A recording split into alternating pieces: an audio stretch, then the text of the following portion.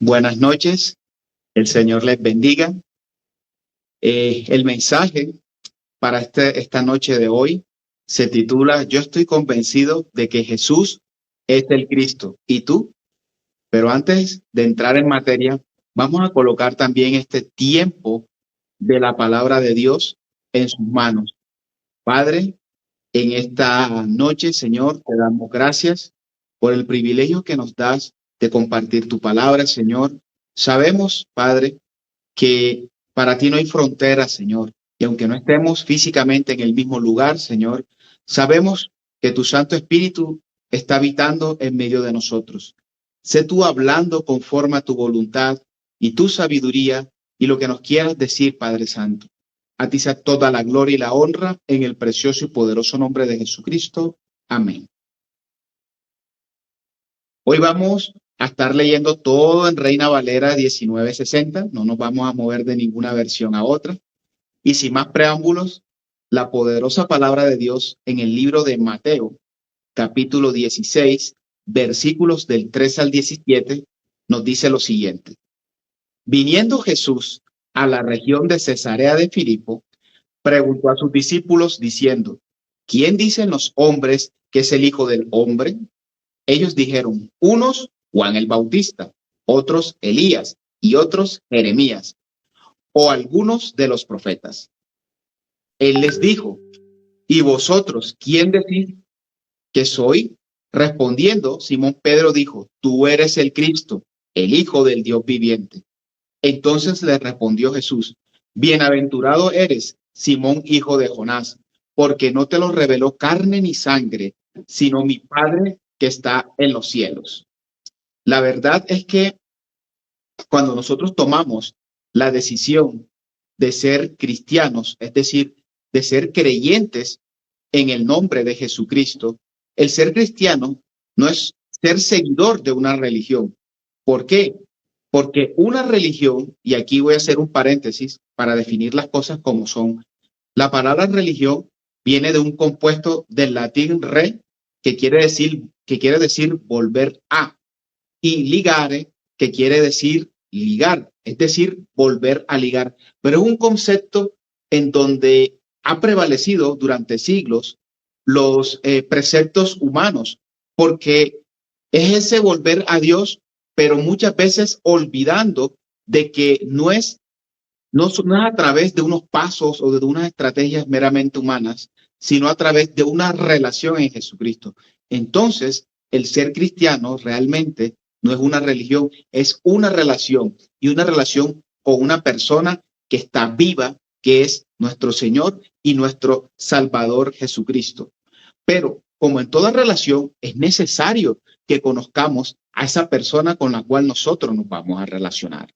Y en este caso, es necesario que nosotros conozcamos a Jesucristo. Pero no solamente debe ser una confesión de labios, o como dice uno popularmente, de dientes para afuera, sino que realmente debe estar sembrado en nuestro corazón.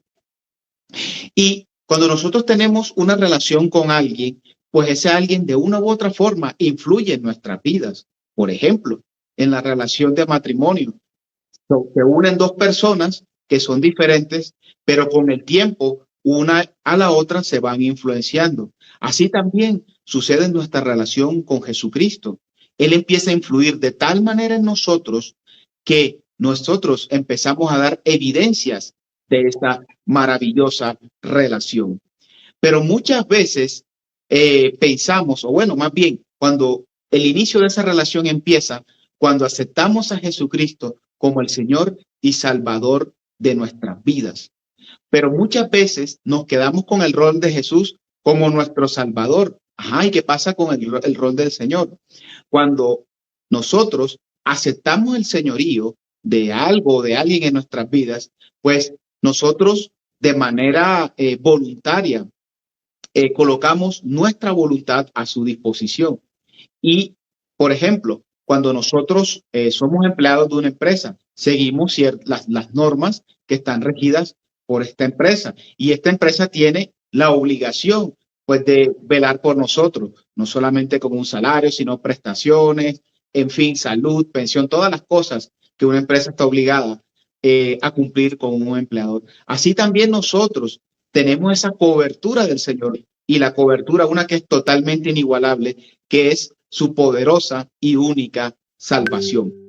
Pero entonces nosotros como siervos del Señor debemos dar evidencias de esa relación, una relación que entre otras cosas nos da lo más maravilloso e inigualable que podemos tener, que es la salvación y libertad de pecados. Entonces, debe haber una coherencia en la manera en que vivimos conforme a esa relación, porque que somos influenciados por Jesucristo a través de quién, de ese maravilloso Espíritu Santo de Dios que tenemos cuando recibimos al Señor. Y es que esta relación es maravillosa porque nos da una doble promesa, una promesa de salvación en Cristo, pero también una promesa de transformación cuando el Espíritu Santo de Dios empieza a habitar en nuestras vidas. Hay algo más, y volviendo al pasaje, hay algo maravilloso, y es que casualmente en la Reina Valera 1960, el pasaje se llama La Confesión de Pedro.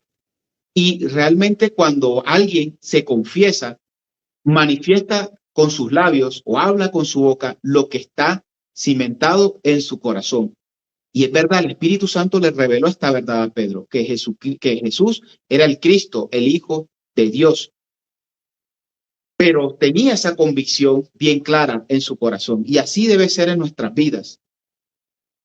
De hecho, esa palabra confesión hace una relación muy directa con otros pasajes de las Escrituras que también es un fundamento del Evangelio de Jesucristo.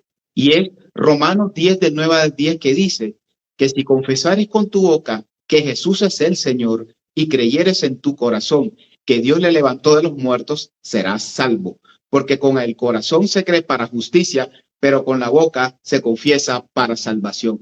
Esa confesión que estaba haciendo Pedro de que Jesús era el Cristo, y recordemos lo que significa Cristo. Cristo es una palabra griega que significa elegido o el ungido, lo mismo que la palabra hebrea Mesías.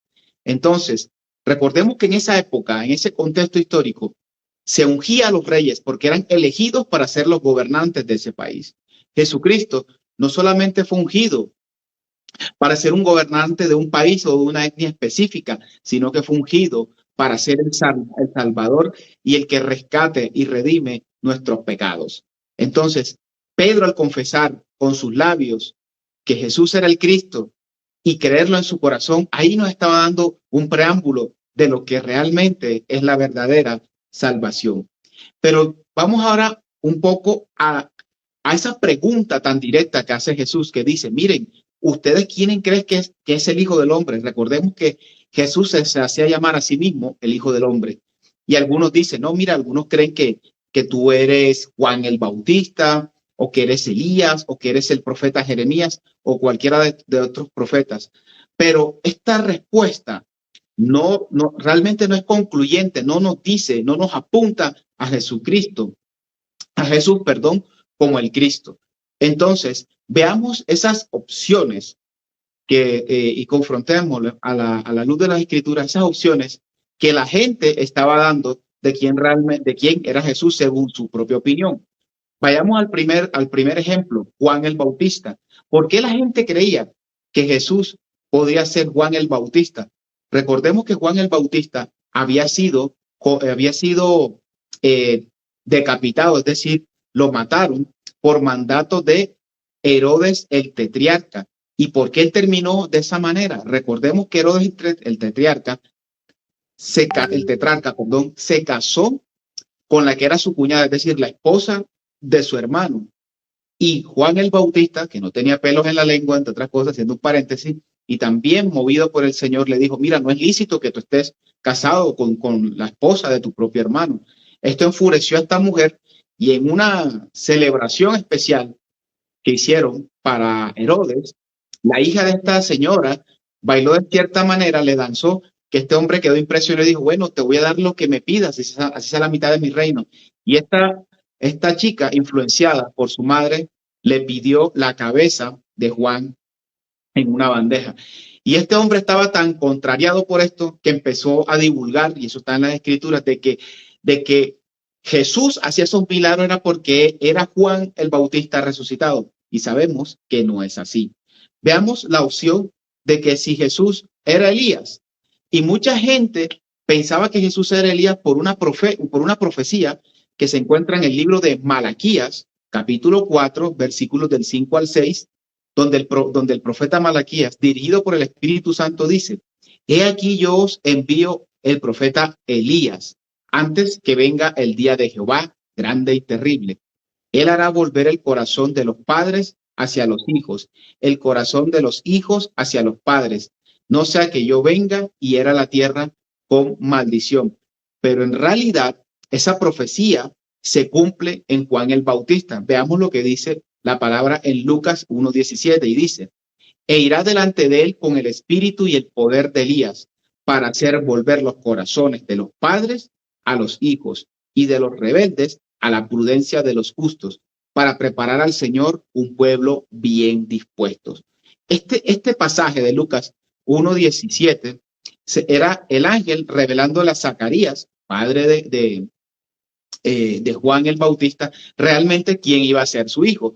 No era que Elías reencarnó en Juan el Bautista, porque sabemos que la palabra nos enseña en Hebreos 9:27 que está establecido que los hombres mueran una sola vez y después de esto que viene el juicio. Es decir, no existe como tal una reencarnación.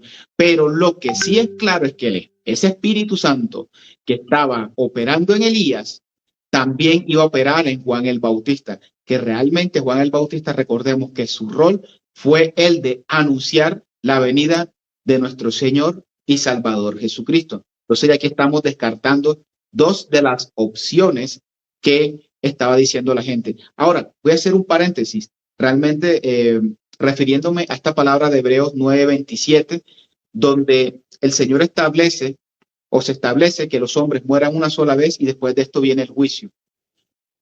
¿Qué quiere decir esto? Mi gente linda, mi gente bella, mis hermanos, que no existe como tal un purgatorio, no existe como tal una reencarnación ni nada de estas cosas.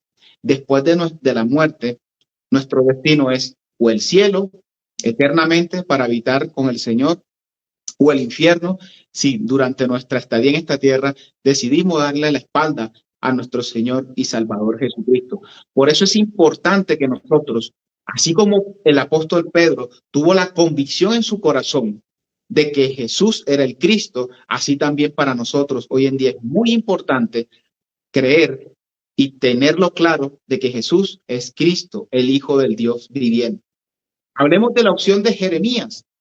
Decían que era Jeremías porque así como Jeremías lloró por Jerusalén, pues Jesús también de una manera similar lloró, pero sabemos que tampoco es el profeta Jeremías. Y después dicen, bueno, y otros profetas, pero la verdad, si nos ponemos a pensar, y hay evidencias de eso, no hubo ningún profeta, de hecho, no hubo ninguna persona, ni ha existido, ni existe, ni existirá, que le dé los zapatos a nuestro Señor Jesucristo. O si lo veamos de una manera más deportiva o boxística, no hay gallo que se le ponga en un ring delante de Jesús, no lo hay. Nadie puede llenar los zapatos de Jesucristo.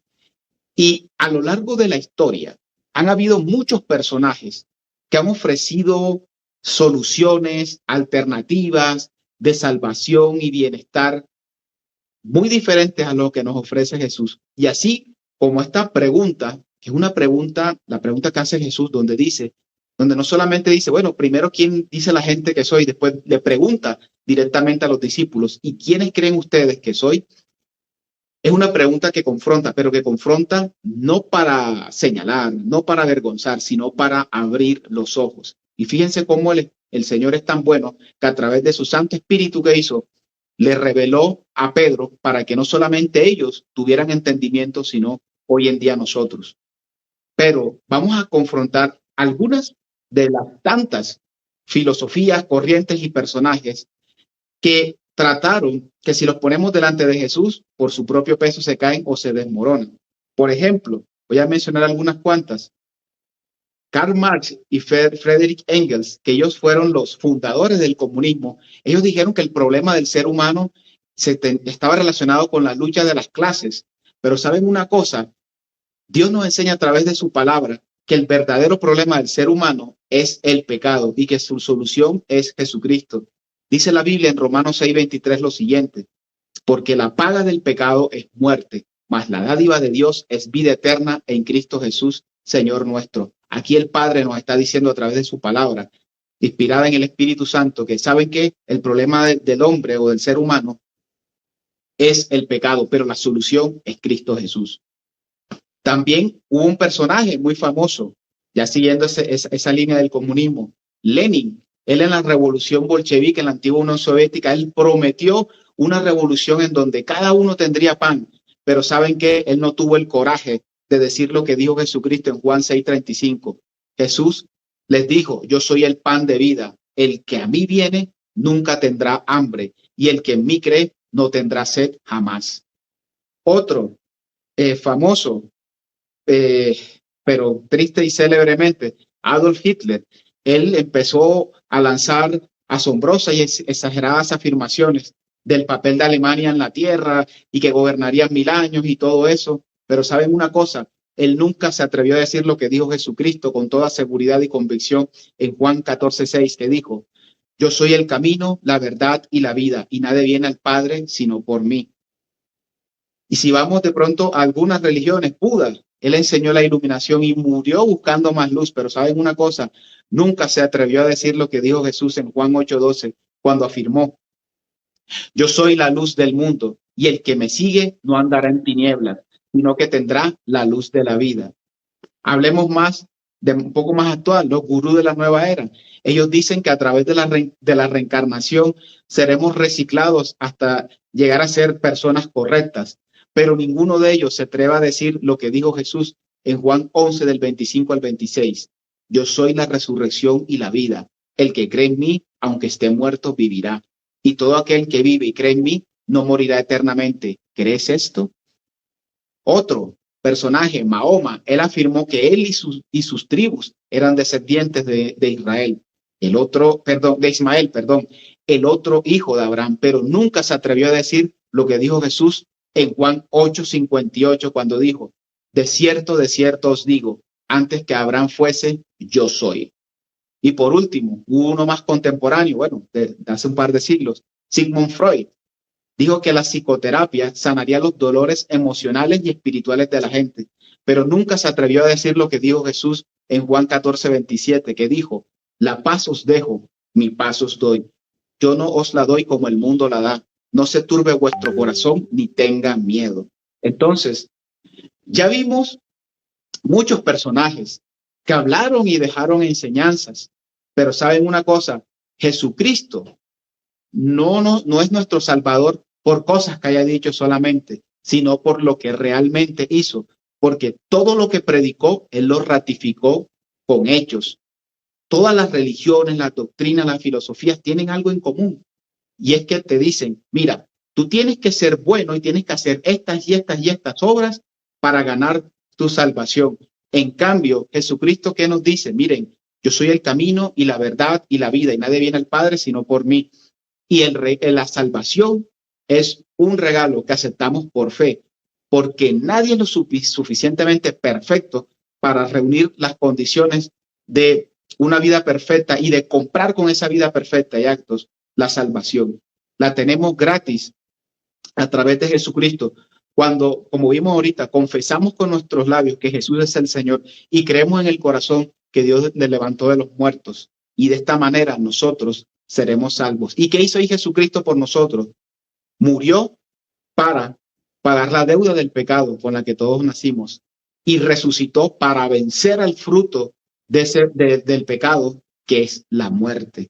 Entonces, él no se quedó en palabras, sino que con hechos lo hizo. Ahora bien, aquí también se cae una mentira que dice que muchas personas lo hemos escuchado, personas que hoy en día no conocen al Señor o no lo han aceptado como su Salvador, y afirman: no, es que yo voy a ir delante de Dios cuando esté limpio. Eso es falso, porque nunca va a estar limpio por sus propios medios. Al contrario, ve así tal como estás, como llegamos todos, que llegamos sucios, que llegamos llenos de pecado, y entonces el Señor es el que tiene el poder para limpiarnos y lavarnos. porque Él es el Cristo, Él es el Mesías, el Mesías, perdón, el elegido de Dios para rescatarnos y redimirnos del pecado.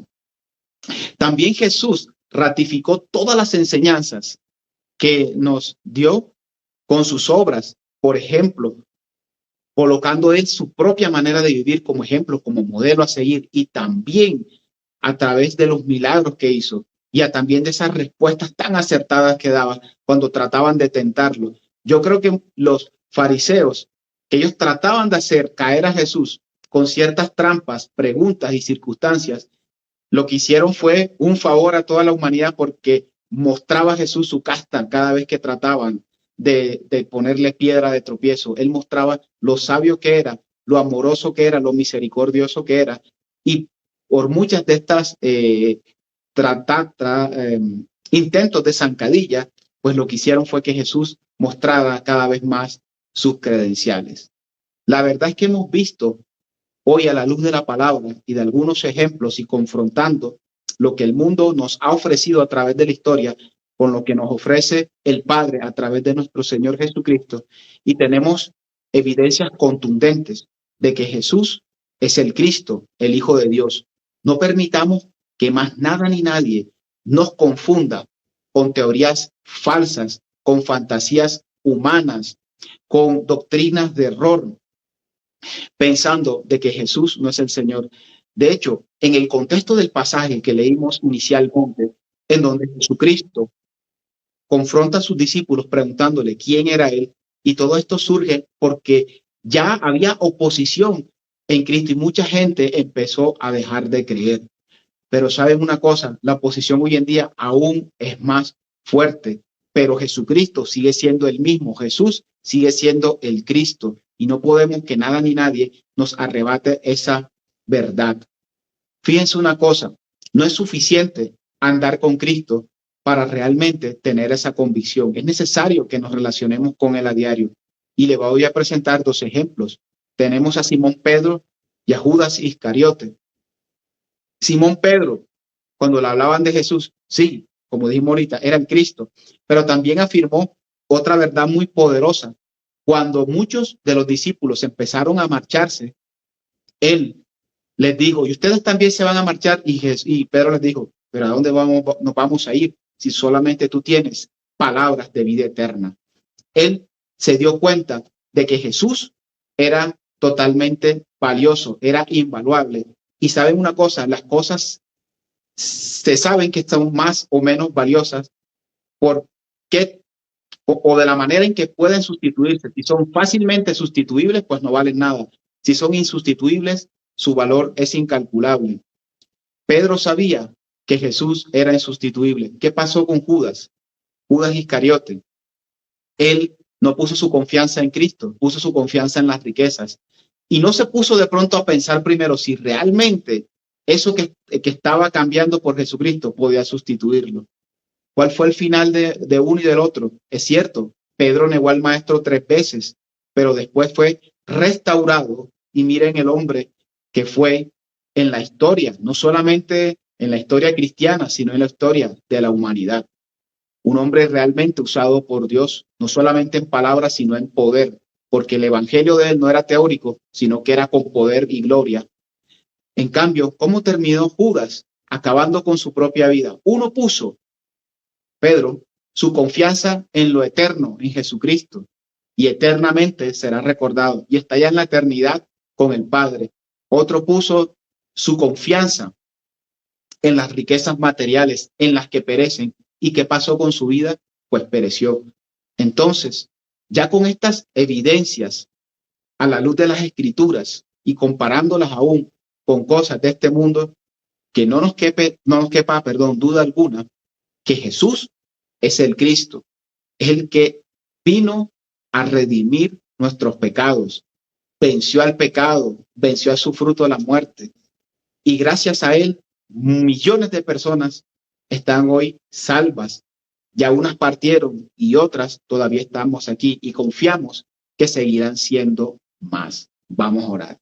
Bendito Padre Celestial, te damos muchísimas gracias, Señor, porque tú hoy nos recuerdas, Señor, el maravilloso regalo de la salvación que tú nos diste a través de tu Hijo Jesucristo. Ayúdanos, Padre de la Gloria, a ratificar, Señor amado, esa convicción, Señor, no solo en nuestros pensamientos, no solo en nuestro corazón, sino que se va reflejado en evidencia de salvación en la manera en cómo vivimos. Que siga siendo tu Santo Espíritu nuestro ayudador, nuestro consolador, el que siga formando el carácter de tu Hijo Jesucristo en nuestras vidas. Te damos toda la gloria y la honra, Señor, porque hoy también despejas toda duda, Señor, que confronta a Jesucristo, porque Él no puede ser confrontado, porque Él es el mismo ayer, hoy y por los siglos, Señor. Gracias, Padre de la gloria. A ti sea la gloria, la honra y la exaltación en el precioso y poderoso nombre de Jesucristo. Amén. Bueno, mi gente bella, mis hermanos, de verdad que el Señor les bendiga. Y ahora queda la pregunta que le hizo Jesucristo a sus discípulos y que retumba todavía hoy en toda la tierra, y es: ¿quién crees que soy? Por lo menos muchos de nosotros podemos decir que Jesús es el Cristo. ¿Y tú quién piensas que es todavía? Que Dios les bendiga. Muy buenas noches.